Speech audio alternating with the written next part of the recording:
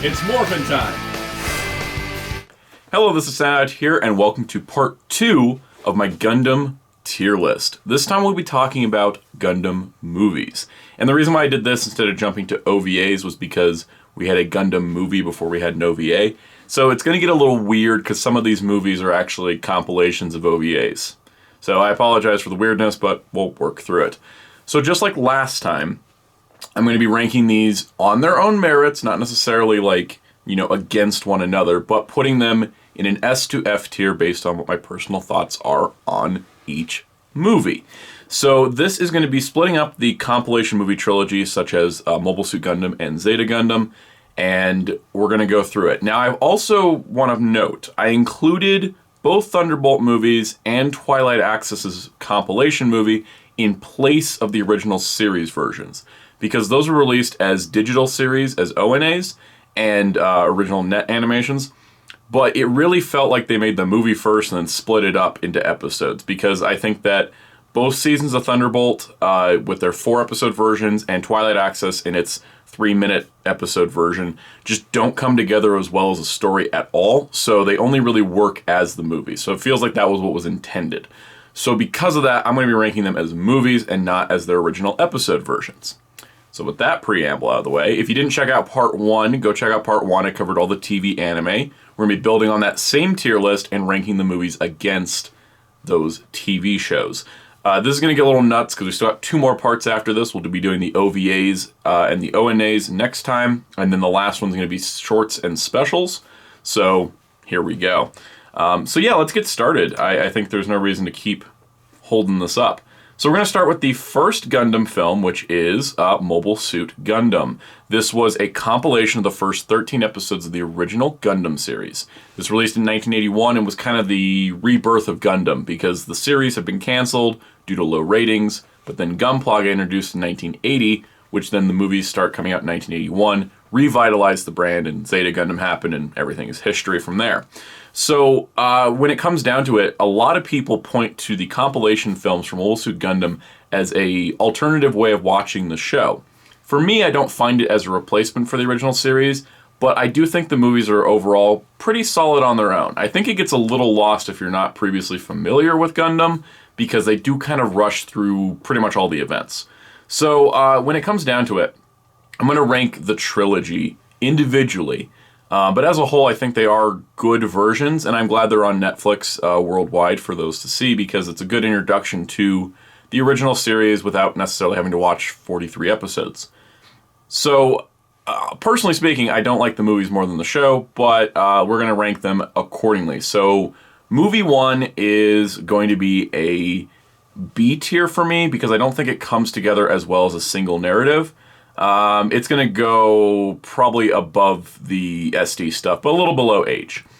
We're going to go with movie 2. I think movie 2 came together a little more solid, but just a little bit better. We'll put it above H. We'll put it right under Seed. I think it's a good amount. It's really hard ranking all this against each other, but we're gonna have fun when this is all done. Now, movie 3, I think, made the most amount of changes from the original TV series' story, and actually kind of provides a better ending arc, because it doesn't feel as rushed. So Encounters in Space, it's going to be an A tier for me, probably just above the Build series, just under Double Zeta. And I had talked about this in the comments with one of my commenters. Double Zeta is that high up, Moon excluded, because Moon arc is really notoriously terrible. For me, it's kind of been fixed because of the Moon Gundam manga, but if you just watch Moon without knowing about Moon Gundam, But the Moon arc of Double Zeta does not drag it down for me because Moon Gundam exists, if that makes sense. I know it's a weird way of ranking it, but there we go. Okay, so those are the first 3 films. Now, in 1988, following Double Zeta, speaking of Double Zeta, Mobile Suit Gundam Char's Counterattack was released, which was the first new narrative Gundam film. It wasn't a compilation. And it was kind of the finale to Char and Amuro's rivalry, which had started in the original Gundam series. So for me personally, and this is just going to be, again, personal opinion-wise, I think Char's Counterattack is fantastic. I actually have watched this movie so many times, and I can never get enough of it. So much like what's in my top list, Char's Counterattack is going right there at the top, S tier, just below G. And the only reason G edges it out is just because I do love me some crazy martial arts super robots.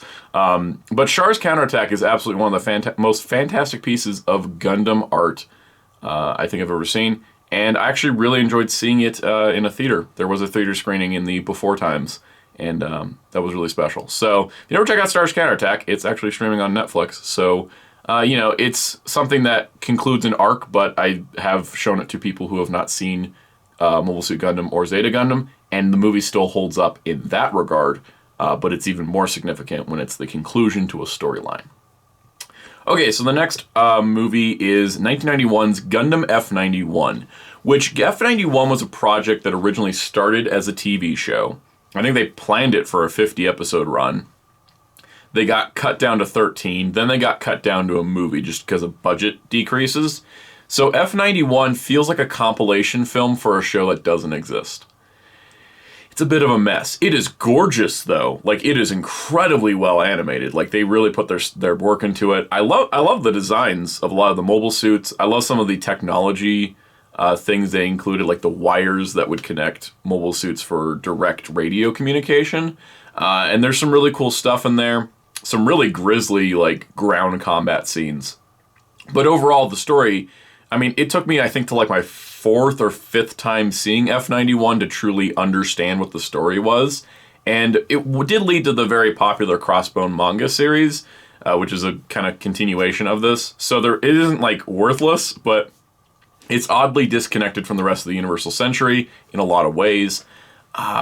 It's hard to say, but like basically, it's not super great, but it's really well animated. So it's going to go in C tier, just above Wing. And just below Wing, but still above Victory, because it's not as depressing, because it's not as long. 1992 was the next Gundam film with Mobile Suit Gundam 0083 Afterglow of Zeon. Now, this was a compilation film for the 0083 Stardust Memory OVA series, and it came out between episodes 12 and 13 of that OVA, and it sort of compiles the story. So essentially, you could see the ending prior to the last episode coming out. It's kind of a weird one. I've watched it only once. I don't think it's that great. It rushes through things way too fast. And this is coming from someone who loves Stardust Memory. I've seen Stardust Memory a lot. It's one of my favorite Gundam shows. But it does have some dragging points. It's not like they couldn't have recompiled it, but they try to pack 13 episodes worth into 90 minutes. And it's just too short, so I don't think it gets its point across. So for me, that's going in the D tier. Hey, it's our first D tier, actually. Look at that. I told you to come in handy some point. Moving there, SD Gundam Festival. So 1983, they had a feature-length SD Gundam movie. It was actually 3 stories in one. It was like an anthology film.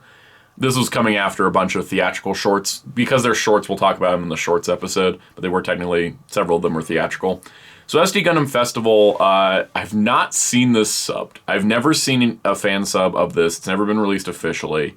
Hopefully that'll happen at some point, especially because there's a Blu-ray coming out in Japan, so either a fan sub or an official sub. But I've never seen it subbed. I've only watched it raw. I can't even find the raw file anymore. It's really hard to come across, but it's a fun comedic thing. It's hard to rank without having seen it subbed, because I think a lot of the dialogue humor is lost, but a lot of the visuals are really good. So in terms of an SD Gundam movie, probably C tier. I'll put it right below F91. Yeah, we'll put it right below F91. It's good. It's just it might rank higher if I could see it with subs, but alas, that's where we're at. So next up, the Gundam Wing Endless Waltz Special Edition. So this was a theatrical compilation of Endless Waltz, which was a Gundam OVA series. It was 3 episodes, so compiling it into a movie was really smart. They got to add scenes, and they actually changed up some of the storytelling. There is a different ending than what we got in the OVA series. So what's really cool about that is that you get sort of a different take on it. Now, personally speaking, while I'm not a huge fan of Wing, I actually do like Endless Waltz. And overall, I do like Endless Waltz movie version a lot more than its TV version. One of the big factors is the debut of the Wing Zero Custom, because they use different music, and I think it makes it more impactful. This was also in a double feature with the next movie, which I think is kind of interesting. We never really had a double feature Gundam movie since 1998. So, ranking Endless Waltz Special Edition, I think that, honestly, for me, it's an A tier. Probably Yeah, probably just above the Build series. I could really watch Endless Waltz Special Edition almost at any point. I think it gets the best of Wing, but it leaves out some of the worst parts of it.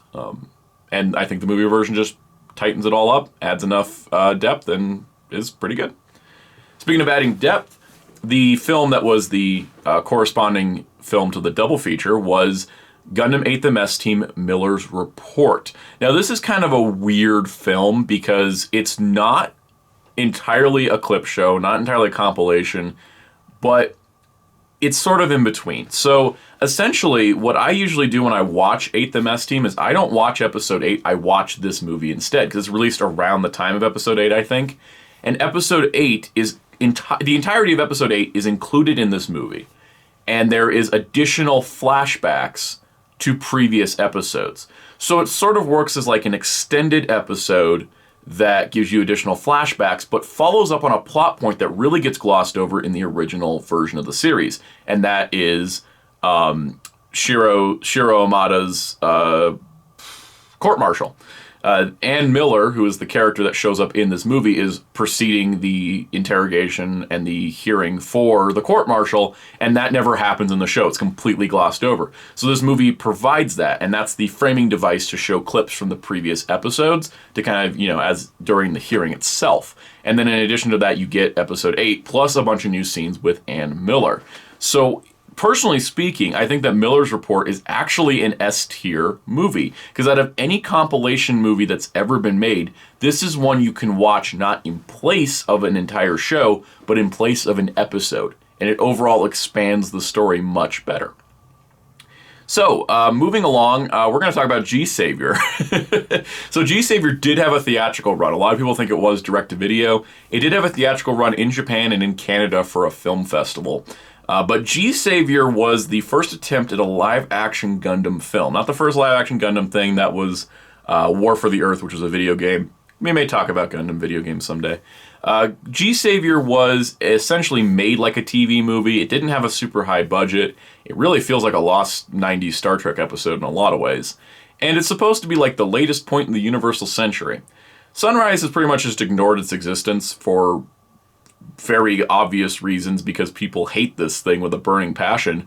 I think it's kind of fun. I also like B-movies, so I don't really know if I had like the best standing, but G-Savior, while I think that, there's a lot of parts of it that drag, that are kind of slow, there is some insane, crazy soap opera stuff. There is crazy, like, 90s TV acting. The whole cast is Canadian. A bunch of them went to voice characters in Gundam Seed, even. G-Savior, for as much as it's not great, I'm going to put it in the very low C tier, because I still enjoy watching it. It's probably a D tier movie, but I'll put it in the C tier. Just, I have fond feelings of it. All right, let's talk about not fond feelings. So Turn A Gundam was, like I mentioned in the previous video, the 20-year anniversary Gundam project, and they decided to give it compilation movies. Except they did an incredible disservice to Turn A Gundam, because Turn A is a very long, like I think I've talked about last time, it's a very long, very, drawn out story with a lot of character building. So of course they boiled it down to 2 90-minute compilation movies. It's an absolute insult to the series. They cut out the entire middle arc. Instead of having to have an arc about how do we get to space, they just get there. It's bad, it's rushed, it's just absolutely disgusting. I'd still buy a Blu-ray of it, though, even though, because I have the DVD, I want a Blu-ray just for shelf consistency. These movies suck. I would never recommend anyone ever watch these in place of Turn A, nor would I ever recommend a Turn A fan watch these either, because they are just bad. So, 1, Earthlight, 2, Moonlight Butterfly, just bottom of the F tier. It's just a complete disservice to the story. Just terrible. All right, moving along. So next up we have Gundam Zeta, A New Translation. Now this was a trilogy of compilation films that were done for the 20th anniversary of Zeta Gundam. Now what's interesting here is, much like the original Gundam trilogy, it compiles scenes from the show, boils it down, but makes story changes along the way. Because you're going from a TV show to a movie, you have to feature a lot of new animation. By the way, the Turn A movies barely had any new animation. It's also a problem. So with Zeta Gundam, what's interesting is that because it was 20 years later, and this was post-Seed, Sunrise transitioned to digital animation as opposed to traditional animation. So when you see the new scenes animated, they look a little different. So they do them in the original style, but they put a filter over all the scenes in the movie, which actually helps blend it together very well. But if you have a keen eye, you're going to notice when the new scenes pop up. That being said, there's a lot of great new music. Shigeyasu Sagusa did more new score for this, which was really great. And overall, it does provide a happier ending for Zeta than what we got. Now, much like with the movies for original Gundam, there is a lot of debate on whether these are the canon version or not. I think they're not. I don't think they're ever intended to replace Zeta in the canon, because I think that would just be kind of short-sighted. And it's very obvious from later things like Unicorn that Sunrise does want to keep the continuity of Double Zeta as well. So Zeta Gundam, A New Translation, is actually, it's pretty great. I think it's overall a much better attempt at a compilation film than a lot of others. And I think the trilogy is pretty good. But let's rank them individually. So the first one, I think the first one, was a good setup, but it's probably a B tier, probably just above the SDs. I don't mean to keep knocking the SDs down. I love SD stuff, but it just doesn't. We're ranking. Let's just keep going. Number 2, part 2, which was Lovers, was essentially the Psycho Gundam movie. I love the Psycho Gundam. That one's going to be a high B, because I think that actually, they had a lot of new animation, especially during the Psycho Gundam fights, that really made it pop. And I think that the third one, I'm not too big of a fan of the ending to Love is the Pulse of the Stars, because I don't like the ending change, personally speaking.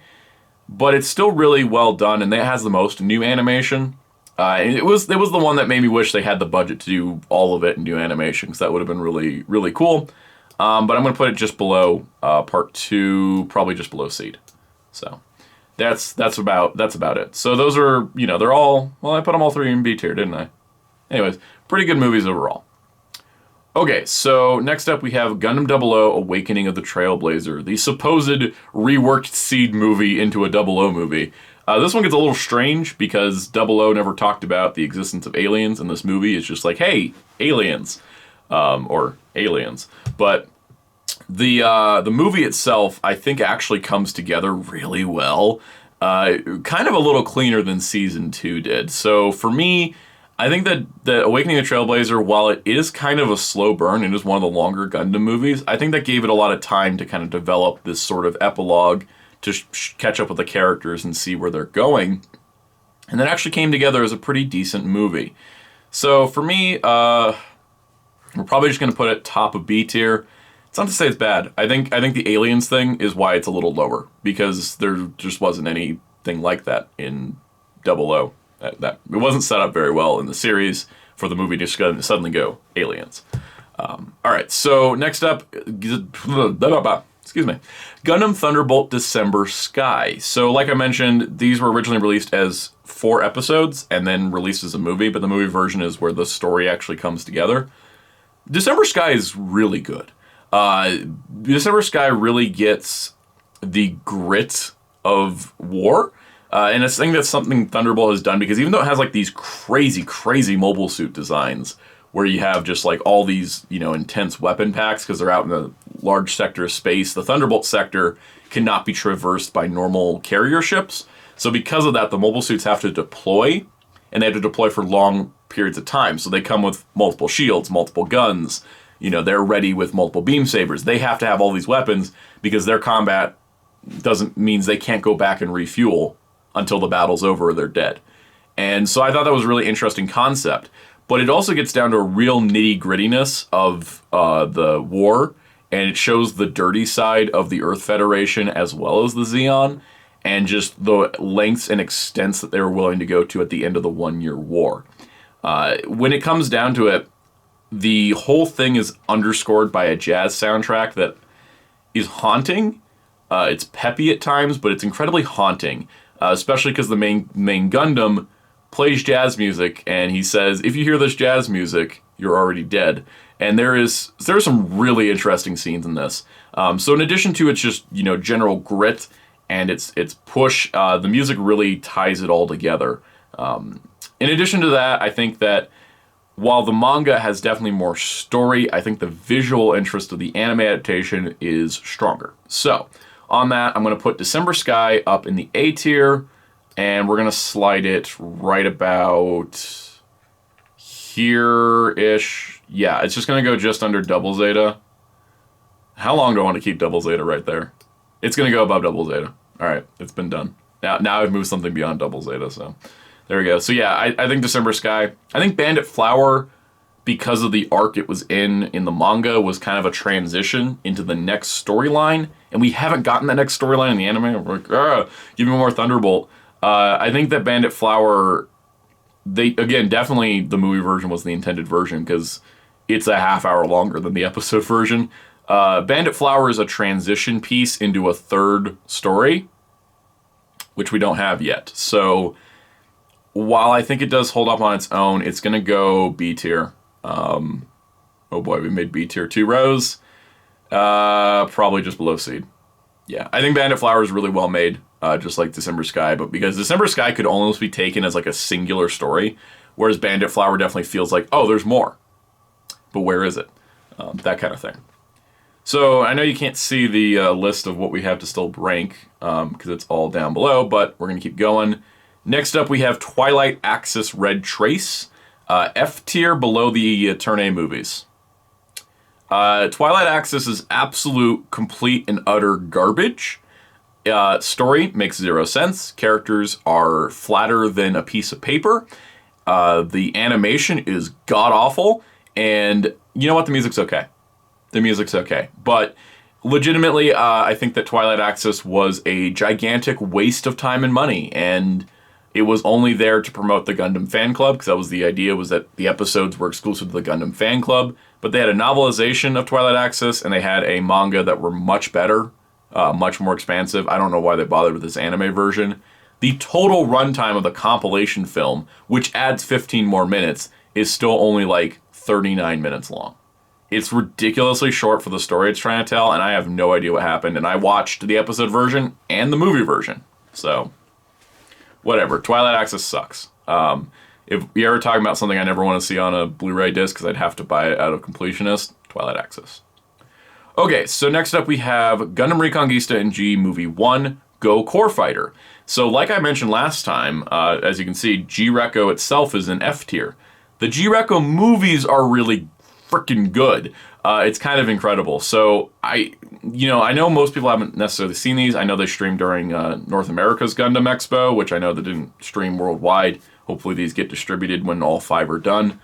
Go Core Fighter, I think, was a great reintroduction to G-Reco. It set up its world and story so much better than the TV show, on top of its really beautiful animation, and they redesigned the G-Self, which I think was probably a smart choice. It looks a lot better, especially the head design now. So Go Core Fighter, I've seen it twice now, and I'm going to put it in the A tier, probably just below Wing Endless Waltz, just because of, reasons. But you know what? The G-Reco movies are pretty dang good. So going up with the next one, oops, I accidentally skipped over a movie. We'll get back to that in a second.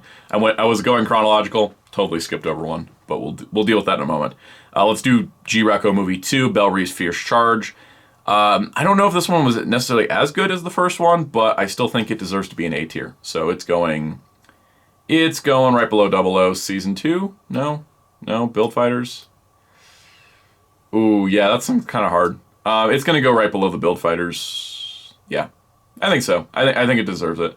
You're going to have to notice I'm going to have to start scrolling more when we do this. We still have a lot to go.